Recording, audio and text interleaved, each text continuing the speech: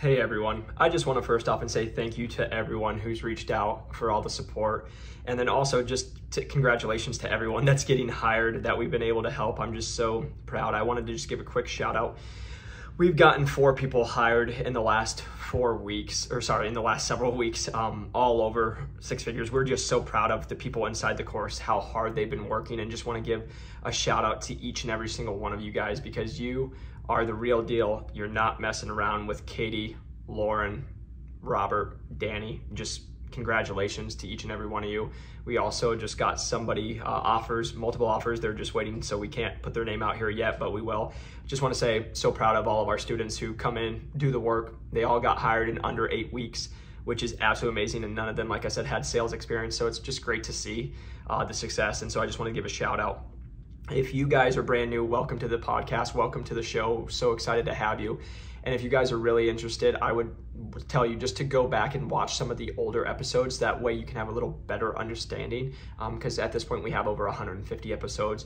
Again, if you don't know who I am, I was a personal trainer 3 years ago, was able to break in with the largest company in the world and took the lowest performing territory in the nation to top 10.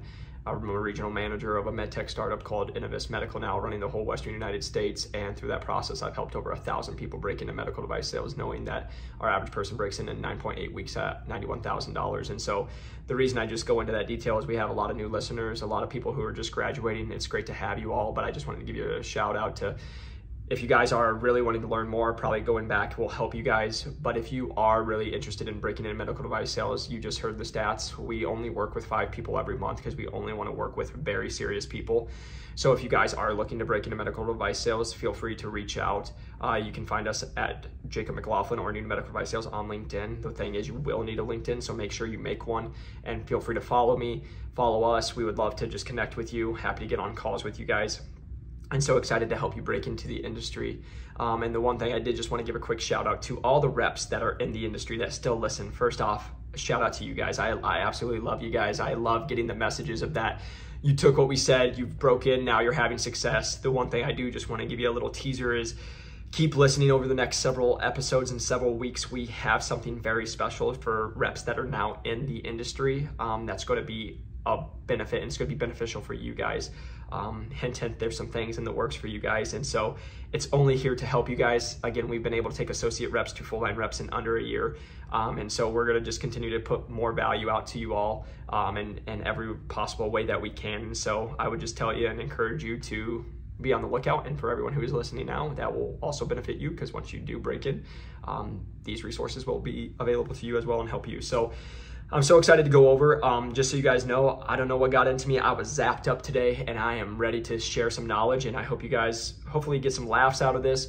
But I am here to go real in depth. This is one of the best podcasts to going in depth to giving you the information that you all need, and hopefully you guys can just take some notes, listen to this, and go and execute on it, because I know if you execute on this podcast, you will like the results very, very much. So let's get into it. Welcome back to New to Medical Device Sales. I am your host, Jacob McLaughlin, and we are coming to you today on a beautiful, warm, sunny Scottsdale day in the summer where it hits 111 degrees, and you just gotta love it.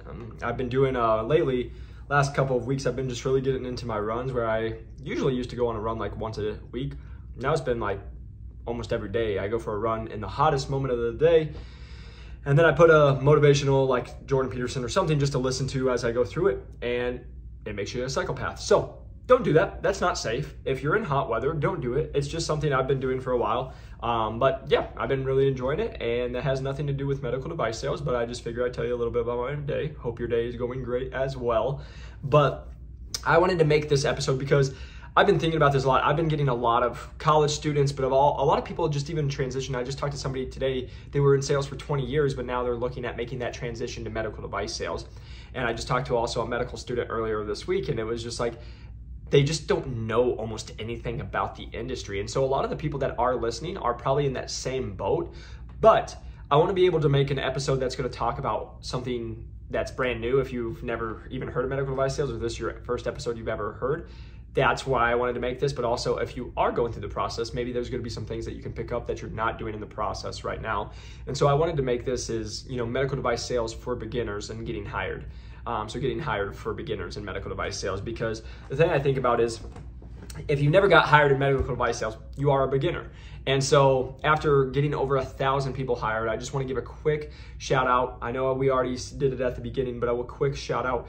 We have gotten 4 people hired in the last week and a half, and everybody was in the course under 8 weeks and all came in over 6 figures. So we are just doing a quick clap here because that is always fun and exciting. Absolutely love it. And it's why we do what we do.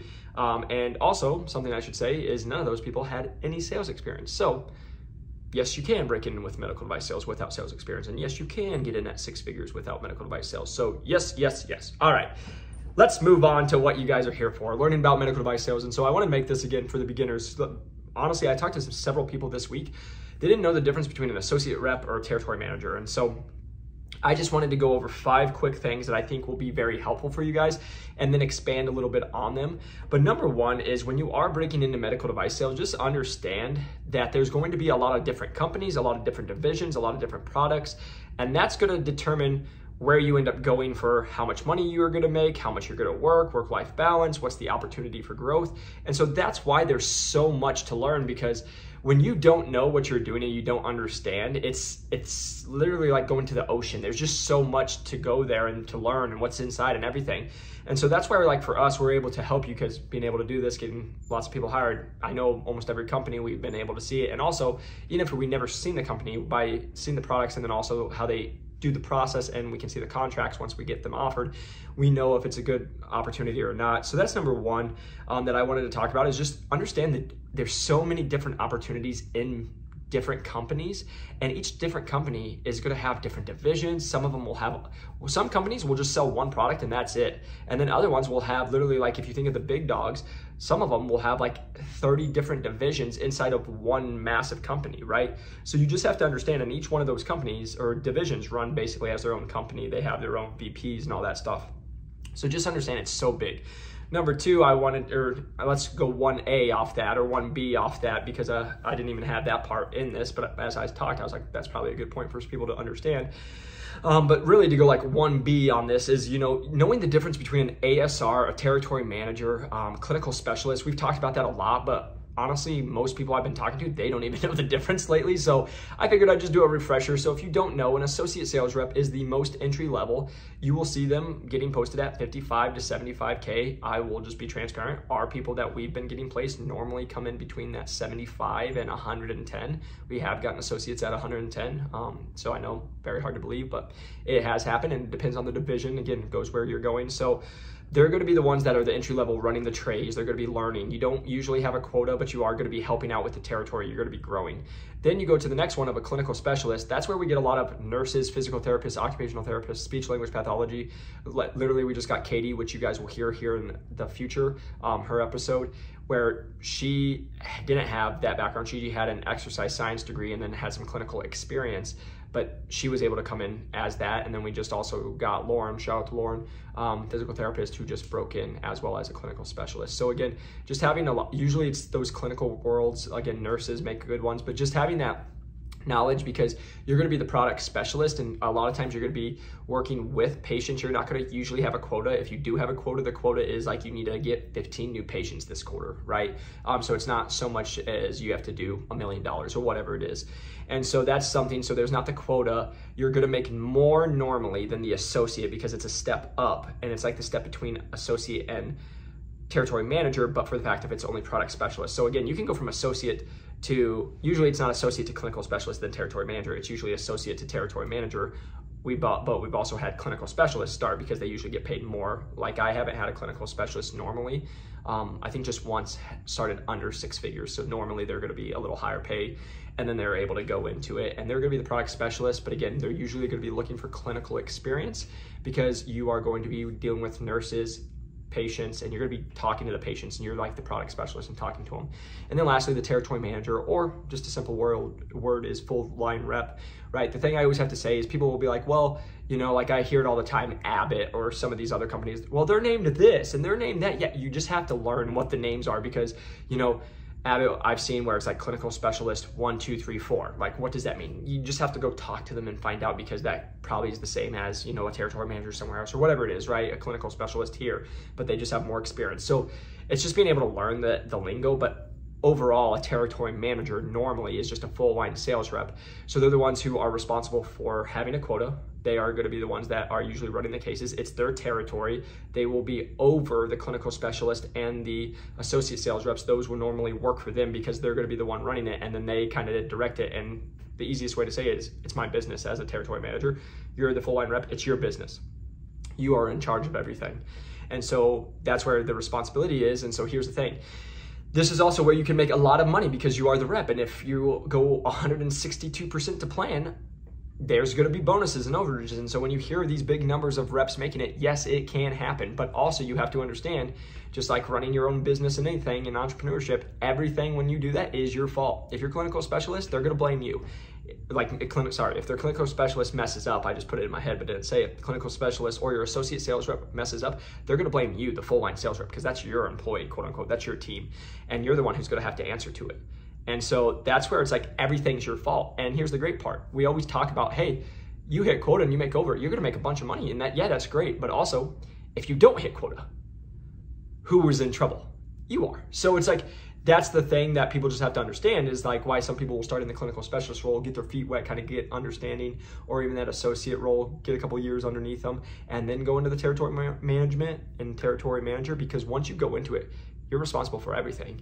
And if it's good or bad, you are responsible for it. So if it's great, you're going to get the praise. If it's bad, you're going to get yelled at. And so you hit quota, awesome, you're the best. You don't hit quota, what the heck are you doing? And you probably have not some fun talks with your higher ups, right? So that's just the thing to understand, and I wanted to make sure to go over that.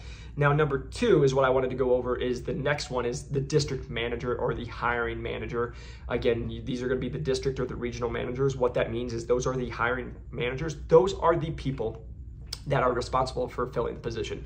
So when you guys are like, oh, I saw a job, who do I reach out to get this job and network with? Well, you should reach out to the reps and everybody to learn more about it. But the person who literally is going to make the decision and put their stamp of approval is the regional or the district manager, who is the hiring manager. And so the thing that I will just always say, and I see this all the time, and we teach this in the course, is most people will learn that, and then that's who they reach out to. But this is why that's a horrible idea. Because if you don't understand what they sell, how long they've sold it, who's their competition, and you don't know the background behind it, if you just go reach out to them and then you're asking them very simple questions, hey, what do you do here? Or how long have you sold this? Who's your competitor? That manager is going to look at you and they're going to be like, you're an idiot. Like, you could have just Googled this. Why'd you waste my time? The reason I'm saying that to you guys is because you only get one chance to make a first impression. And if you do that to to a regional manager or a hiring manager, they're gonna be like, this person's just asking for a job. They're wasting my time. And literally you'll hear it in the next podcast. But with Katie, she talks about that. We had her prepared differently. And the hiring manager was like, everybody who just reaches out to me asks for a job and they don't know anything. You're so different. And because of that, you'll hear it on the next episode. But she went from being and no interview, cold called the manager on a Tuesday, in a 4th round interview on a Wednesday, final on a Friday, and got the job on a Monday, right? Because if you know what you're doing and you're networking, doing the right things like you should be, you can fast forward all that. So that's the thing I'm just saying, is that's who you need to be reaching out to. But most people will start with that. And a lot of times in my course, I'm like, don't even talk to a regional manager or hiring manager for 2 to 4 weeks inside the course, because you don't know enough. Get on 15 to 30 calls with people and then you can learn it, right? So that's the piece that I just wanted to make sure to touch on. Then number 3, this is a huge one. I just talked to another person today. Stop applying. 99.9% of you do not have the background they're looking for. If you do not come from ADP, Centos, Enterprise, and you are not a President Club winner with 120% and all that blah, blah, blah, stop applying, because you're going to go through a robotic system and their computer system that's going to see your resume. It's going to reject you. You might get a rejection letter in a minute, 10 minutes, an hour, a week, or it might be 6 months from now until they close the position, and then it rejects everybody at the same time, because you don't have what they're looking for, number 1. So especially if you don't have sales experience, but even if you do have sales experience, if you're not crushing it, don't do it, because it's not going to help you. And here's the thing I hear all the time.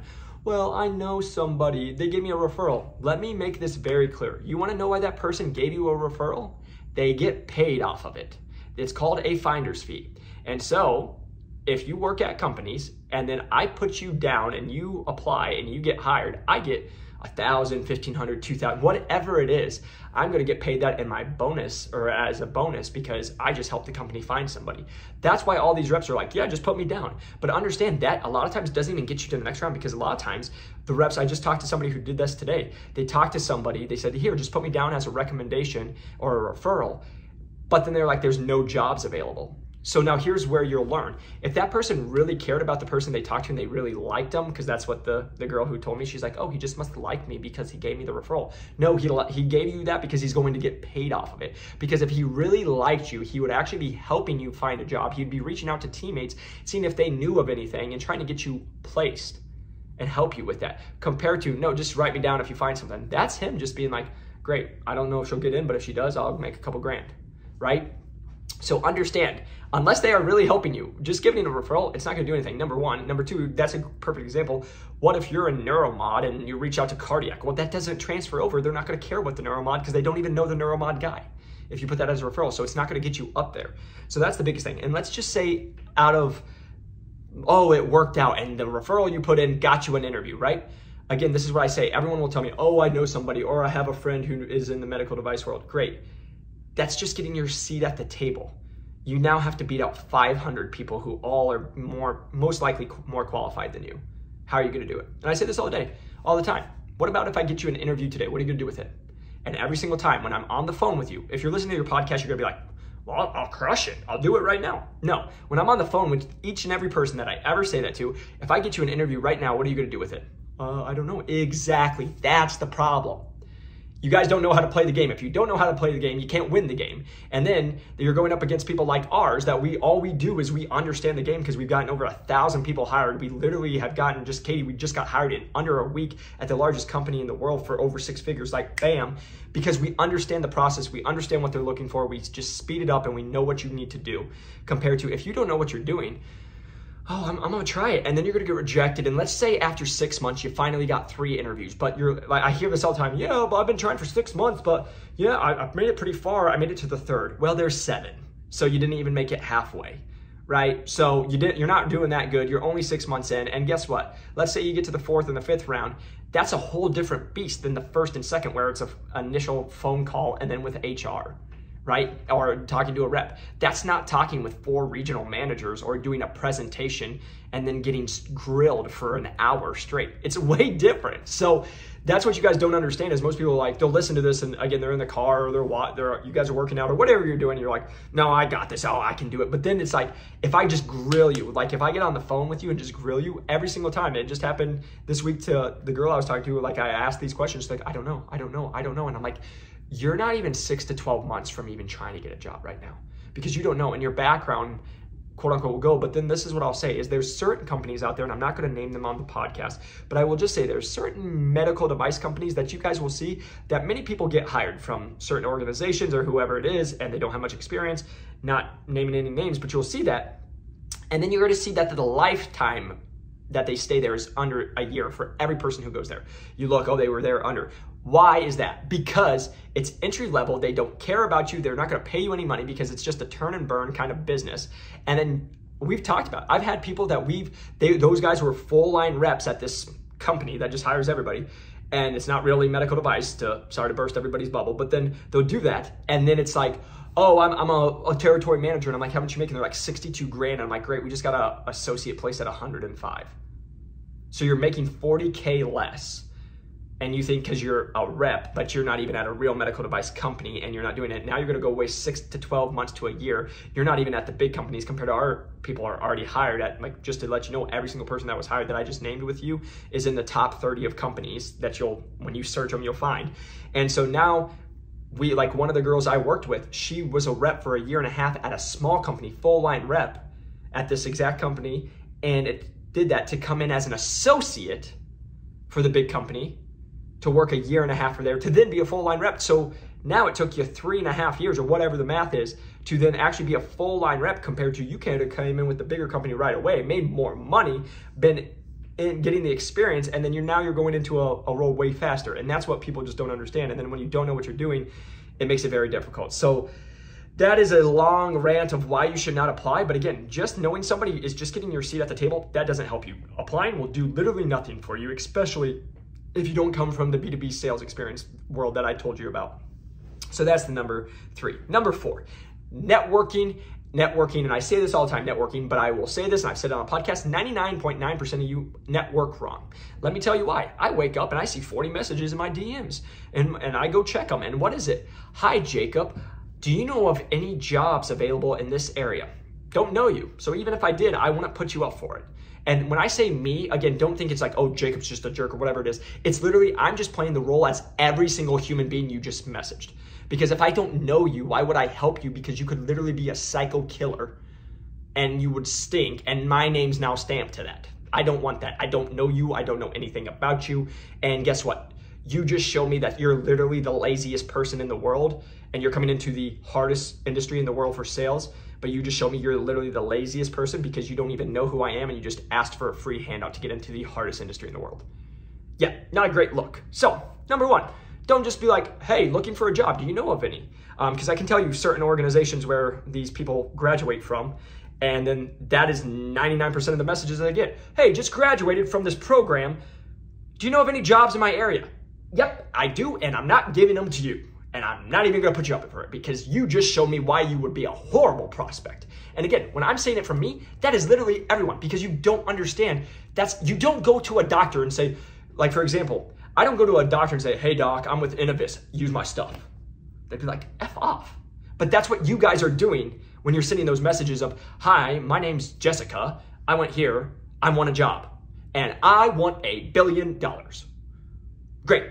But what are you doing to show me that you actually worked it? You sent a message, guess what? Copy and paste, Command C and V, pretty dang fast. I can do 50 messages in 30 seconds. It's not that hard, you guys. So again, this is where I get so passionate, and you can hear it in my voice and you see it. Most people think they're working hard, but you're being so freaking lazy, and it's not that hard. And you're like, oh, I sent out 20 messages today and it took you 10 minutes. That's not hard.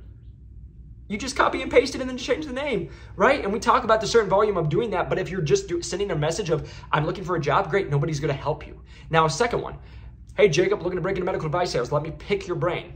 Again, I say this all the time, I don't care, I'm gonna talk to you guys, I'm here to help you guys. That's why I still get on the call, I still respond back to you. Let me tell you what I hear from every single rep and manager. For the love of God, do not send that to a manager, but if you send it to a rep, why they hate that. You're on LinkedIn, you're in a business setting, business setting, and you're coming to a job where the average rep makes $177,000, has all the benefits, all this good stuff, right? So the average person is going to make close to 200 grand. And you think the best language to use is, I'm going to pick your brain. Let me tell you, I would love for each and every single one of you to go up to a surgeon who just spent the last 15 years of their life and just said, just want to pick your brain a little bit. Please, my friends, do that. I would love to have my popcorn and watch in the front row because it will not go over well. So that's why people don't like that, is because it's too nonchalant. Yes, we understand you're just trying to learn, but picking my brain or picking our brains is not professional. And it's, again, copy and paste. I just want to pick your brain. What do you want to pick my brain about? And normally those people who say, I want to pick your brain, I just had this the other day, pick your brain, get on a nice call. So how long have you been in med device sales? It's a 2-second look on my LinkedIn. Oh, what do you sell? It's a 2-second look on my LinkedIn.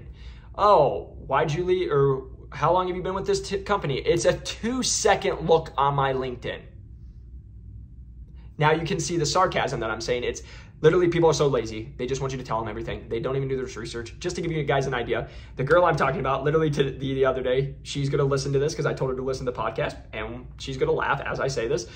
She called me and she's like, hey, so I researched you and I couldn't find anything, so I'd love to hear your story.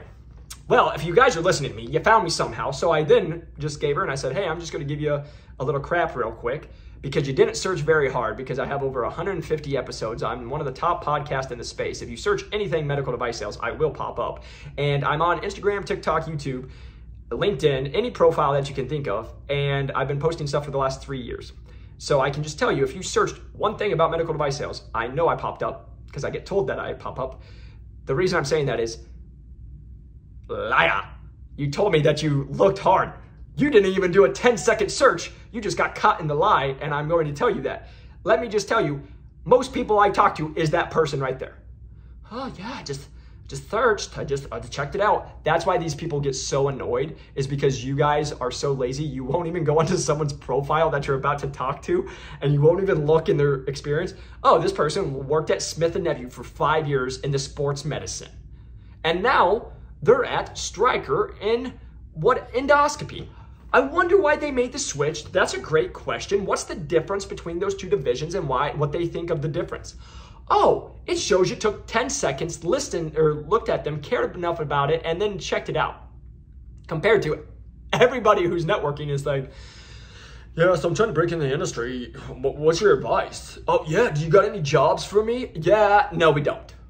Because you are lazy, and you are showing us that why you would just be an absolutely horrible person to do it. So hopefully you guys are just getting all the humor today, because this is very sarcastic, and I'm just trying to tell you, I have been on so many freaking phone calls in the last week and a half where it's literally people don't even try anymore. It's not even like, they don't even try to put effort like that. Searched it pretty hard, couldn't find anything. All right, well, I find that pretty hard to believe, but you know, who am I? You know, I don't know. So again, you guys, like literally with networking, stop asking for jobs, stop asking to pick your brain, and literally just do 10 seconds of research, and then you will have some questions and you'll look like a freaking genius, because guess what? The 99.9% are being the silly gooses that are doing exactly what I just said, and then they look horrible. And the fact that you just tried a little bit, you look like the rock star, and they're like, oh my gosh, this person might have something, and all you did was take 10 seconds out to look at something. So that's number 4. And number 5, the reason I wanted to go through this is it's the process. I say this all the time. Most people don't understand 500, we're seeing about 500 applicants per job, because I just talked to another person who was just laid off from their sales job, not medical device sales, but sales job. So now there's nurses that are looking to make the transitions, all these professionals looking to make the transition. There's sales professionals, because everybody's downsizing recession, that are now looking in. And there's also medical device sales people who have been, there's been a reset and there's downsizing. So now they're looking at going to new companies. So now it's very competitive. There's over 500 people we're seeing on average applying for a single position.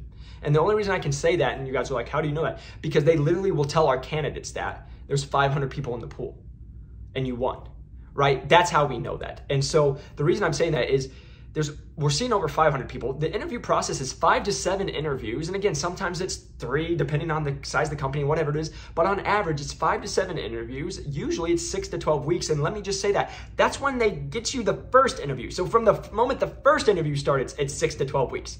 That's why when I tell you guys we get our average person hired in under 10 weeks at 9.8 weeks, it's literally insane. It's Captain Insane.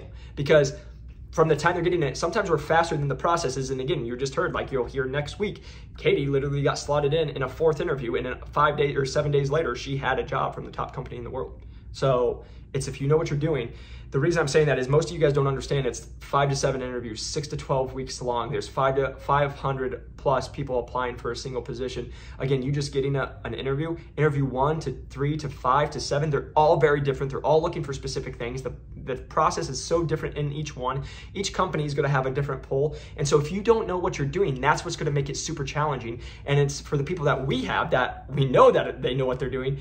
We just get them and they crush you. And then here's the thing. It's the people then you're like, oh, well, I don't know why. They just must have more experience. I'm going to say this, and I'm going to debunk this for every single person, because I have to say it to people in our course. If somebody says you lost out because there's less experience, it's because you didn't do something right and you weren't the best candidate. Why can I say that? Because my journey, I broke in with Medtronic, the largest medical device company in the world, as a full line rep, skipped the associate sales rep role. I beat out over 250 people, and the person I beat out had 10 plus years. So they should have won. I had no reason. I should have been an associate. I had no reason to win. But when I did the job to get the job, I did everything right that I've talked about here a million times. Guess who got the job? I did. Because I did everything. I left no stone unturned, like I tell you people all the time. Now, oh, Jacob, but that you just got lucky. Oh, that's work. Okay, fine. All right, let's take that. Say that was just luck. I'm now a regional manager for a medtech startup, where a regional manager, go do the math, you guys. Just go look at other people. Most people that we see that are a regional manager are between 7 and 10 years. I just saw somebody, it took them 12 years to get into, right? So there's 7 and 10 years is usually what it takes. I had it under 2 years experience. I have a little podcast with my CEO. Go back and watch it. It was back last year, right when I got hired. I was in LA and we filmed it, and it's with my CEO, and he literally said, you beat out over 500 people. So the reason I'm saying that is I had under 2 years experience. I beat out someone who had 10 years experience from a top medical device company in the world. And I beat out the 500 and I got the job. The reason I'm saying that is because if I didn't have the experience, I would have never got the job I'm currently in. Showing that if you know the process, you know what to do, you know how to prep yourself, you can still beat out the people who are more qualified, because you have to know how to handle those objections. You need to know how to bring stuff. So that's what I'm just going to end it with is if you're getting beat out because someone has more experience, just so you know, that's an easy cop-out way and for a manager to just tell you why they didn't want to hire you. Let me just make it to dating, because I always say to dating, it makes sense. It's like when a girl's like, oh, you're nice, it's just me, I'm working on my stuff, but you're just a sweet guy and you have everything to offer the world and you're gonna do so great. That's a nice way to let you down. The reality is she didn't like something about you and she doesn't wanna say, your breath stank, I don't like how you live, whatever it is. And she wanted to be nice and be like, I'm just gonna let him down easy. That's what just happened to you. We went with someone with more experience. You sucked during the interview, you didn't do this, and you were already behind, and you just made yourself fall farther behind because you didn't know what you were doing. That's why we went with this person. But instead they say, we just went with someone with more experience. Great candidate, you're doing awesome. Hopefully that hit the head and hit the nail on somebody's head like so hard. That was such a good analogy. I'm proud of myself on that one. If you guys don't like it, don't care, because that is the absolute truth, and it is one of the best analogies I've ever used, and is gonna help you guys. So hopefully, if that's happening to you, make some changes, because you're a nice guy. I bet you are. But if you get told by 4 people, if you are a guy and you get told by 4 girls that you're a nice guy, you have a lot to offer, it's just not working out, there's something that they don't like. I don't know who needs to hear that. And let's just change this. You don't need to change for anybody. You be who you want to be, and you'll either find someone or you won't. You'll just have a dog. You know, you rock and roll. So hopefully that's helpful, you guys. I wanted to give you the lessons for beginners of breaking into medical device sales. Just like I always have to mention, if you haven't pressed that like and subscribe button, a 5-star review helps us grow this channel. We have now helped over 1,000 people break into medical device sales. We are so proud of that accomplishment. We just got 4 people hired in under 8 weeks in our program that all got placed over 6 figures without sales experience. We know if you want to break into medical device sales, we can help you. And the last thing I'll say on that, it is an investment. It is not $2, but we know that we're getting a 30x return in the first 9 weeks, which you can't go anywhere else in the market and do that ever. And then we know the lifetime of the access, because we give lifetime access to our course, but we also, the lifetime value that you get is way over 100x. And also we've helped associates go from associates to full-line reps in under a year. When you talk to everyone in the world of medical device sales, it'll take you 2+ years. So if you know what you're doing, it's not going to do that. So all we do is save you a lot of time and money. We only work with very committed people. So if you are committed and you know you want to break into medical device sales, click the link in the description. We can help you. It is all self-paced, done at your own time. We do office hours, mock interviews, mock role plays. We help with coaching to get you there, and that's how we get people hired so fast. That's a quick little put on that. So if you want to break into medical device sales, reach out. Until next time, keep going after your dreams, keep hustling, and I'll see you on the next one. Peace.